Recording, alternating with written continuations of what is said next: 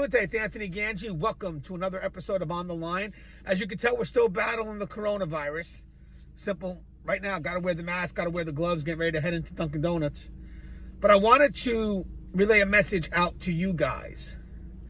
Right now in corrections, even though we're battling this pandemic, there's something beautiful that's happening.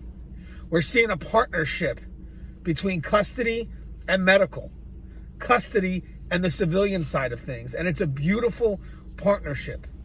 We're united because we have the same mission. We have the same goals.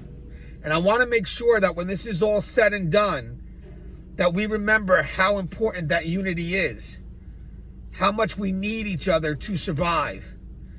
I don't want these sacrifices that are being made to go in vain. Corrections we just go through a lot of changes. And sometimes these changes just don't benefit the system because the changes are done in an isolated fashion. But now here we are, partnered with medical, partnered with other civilian staff, stating what our concerns are. And for once, we're on the same page. And look how powerful that voice can be. Look at the numbers. One voice, one mission.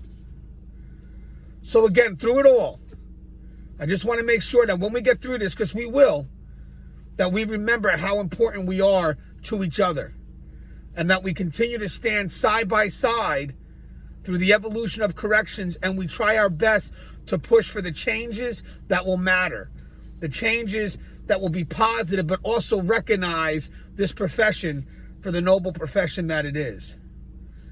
That's my dream. That's my wish. Maybe something beautiful can come at the end of this pandemic. And maybe that beauty will come by us working together as one and seeing each other as partners, as equals. As always, guys, the show is On the Line. If you haven't, please subscribe, interact, engage, comment, hit that bell. That bell's going to notify you every time I post a video. Stay safe.